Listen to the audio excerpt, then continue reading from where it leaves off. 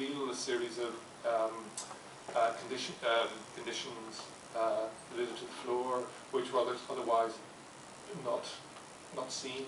And then this drawing was then kind of transplanted into another series of spaces and displayed.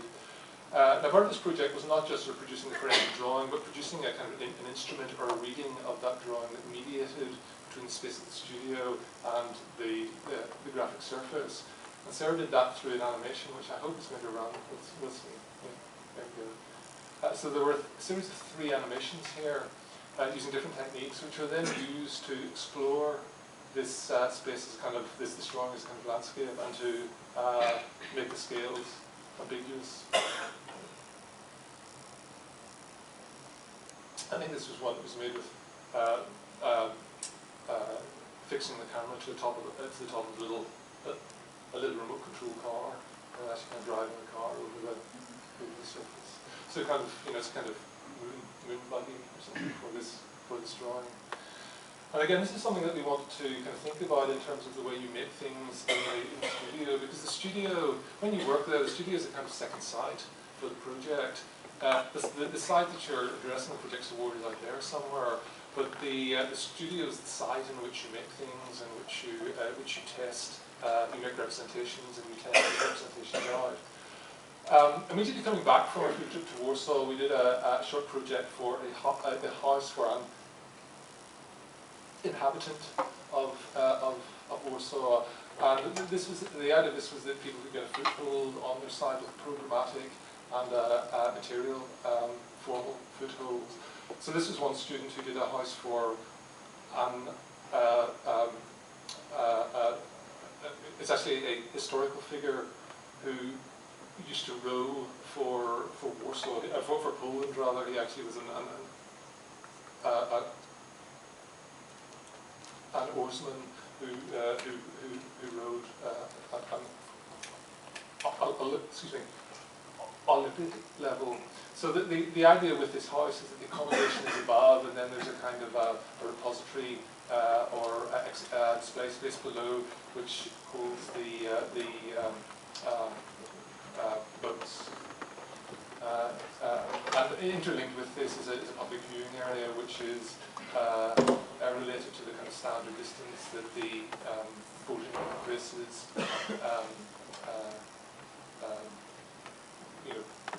go over. So this was a very short project, but I think it was quite a nice one as well, because it did set up then kind of larger positions. Here you see the illumination of the kind of sleeping area at night, with the boat storage below, which is also turned into a display, public display case. This is actually Matt Ozga-Lawn and James Craig's project, in which the houses were developed through found objects, and the set of furniture items became the mediating structures that operated between the scale of the site and the scale of the room in which the project was developed. So this was a house for a timekeeper and a house for a guide. And this sort of built up into a kind of landscape of furniture, which Matt will talk a little bit more about. So very quickly, before passing over, I'm just going to kind of run through, I think, three or four projects. Again, I like this image a lot, because it's very because I suppose this is what I mean about the studio becoming a second side. It's kind of space of mediation between what you have in your head and between the real side out there. And one of the pleasures of working on a project like this is this slow emergence of a second city actually appearing inside the studio itself. So this is Sarah Price and Sophia Faradas. And this is an idea for effectively a kind of linear city which operates along this rather wooded and loosely structured riverbank. And the idea was that this could be as much as 7 kilometres long, and form a set of, through its interaction with the hinterland of the city that made contact with, set up a set of new programmatic possibilities for the city.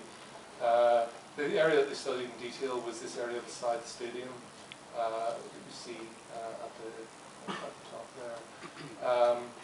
So they developed a series of drawings and programmatic studies which were related to particular routes and particular linkages of programs like some galleries. There's a lot of housing in this project and all the support conditions that go to make housing possible as well, such as shopping facilities, libraries and things. It's then studied through a series of models and sections.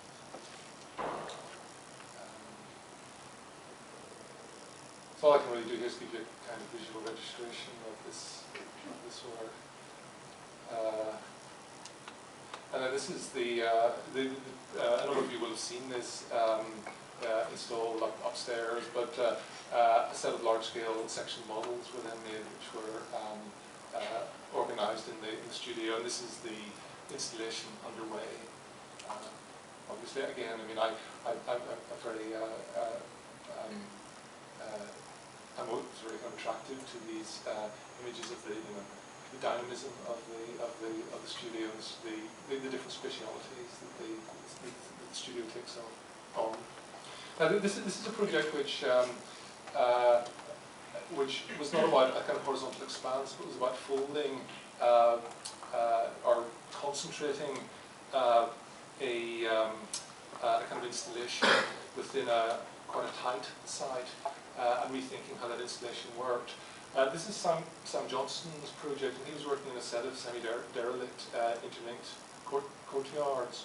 And this began with his initial house was a house for a sculptor, and part of the idea was that the weight of the sculptures counterbalanced the circulation elements from the house, which came to the gable end. And this is a nice example of a project which I think just grows and grows from an initial starting point.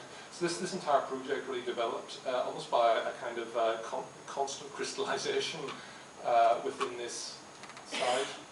And it became a project for the reutilization of a vodka distilling apparatus, which was moved from a disused factory site on the east in Praga, which is the eastern district of Warsaw, and displaced into this set of courtyards. So in a way, the courtyards themselves become a single building. It dissolves the kind of specificity of the interiority of the housing typology. And this is studied then through this model and led eventually to this is an example of one of the found drawings. So this is the view from above. This is looking down. When you see some of the distilling apparatus at the top at the top of the image, and the section here shows the way that then this works in as it cuts through the section of the apparatus. So right at the top there's a vodka hotel where you can kind of go and stay and do whatever, drink lots, I suppose.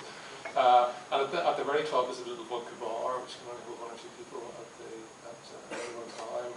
This vodka bar then sets up a particular relationship to the landscape of the city around. But this is a project that's really obviously very much working with issues of architectural density, and that an interest in spatial compression and the possibility of being, the spatial juxtaposition of these very large volumes with other programmatic conditions. This is Paul Kesky's project. This is an upcycling complex. And this is the idea that redundant artifacts, industrial scale artifacts, could be brought in, dismembered, and remade into various saleable objects. Now, this is really a huge project. I mean, you can see the wet works here in relationship to the stadium. So at either end, there are two logistics zones, and then they're linked together by a crane structure which allows very large objects like train carriages or aircraft fuselages or lots of tires, whatever, to be passed down along the manufacturing area. I think what's sort of particularly nice about this project is that instead of being one big institution, what happens is that it's divided into sort of series of strips. It can be rented by small businesses who then get a share of the larger logistic capabilities. So the cranes move along this way. They bring material from either end. Along this, if you rent one of these strips, you get a kind of a zone at the back where the pre-processed material is left off. What happens then is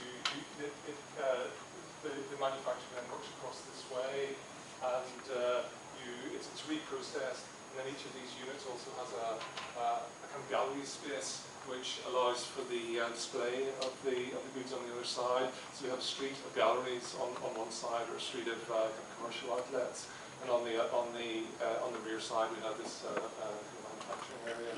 This is a section through that showing part of the crane system. And then finally the project. I think Piotr's probably here. Is he here? Yeah, there he is. There's him back. So this is Piotr Lesznak's project, which is it's not for the site of the Palace of Culture, but it's kind of based around the history and mythology of the Palace of Culture. The Palace of Culture was a gift from Joseph Stalin to Warsaw, and the people who are in my unit, which you know, for the sake of looking at this building, so let's make it disappear.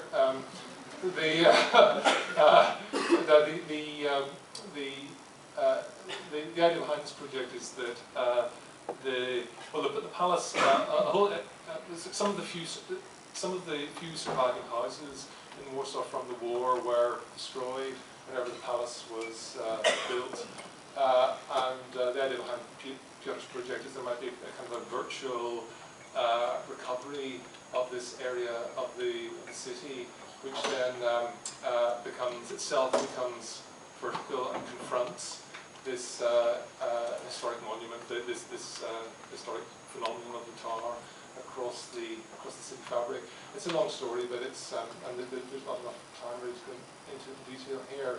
But this is a little animation which shows basically how this would work. So the tower becomes sort of a notional, becomes notionally encaged or encased as in a kind of cage by this virtual urban structure that then is developed around it. And then this leads to kind of an architectural object which I think one of the interesting things about this project is we're not exactly sure how to describe this project, what to call it. It's neither really a tower nor a slab. I mean, it's something other than that. It's a different kind of high-rise project. This is one of the images that Piotr prepared for the silver medal, and the second. This is a geometric drawing of part of that, and then there are a lot of interesting sort of questions that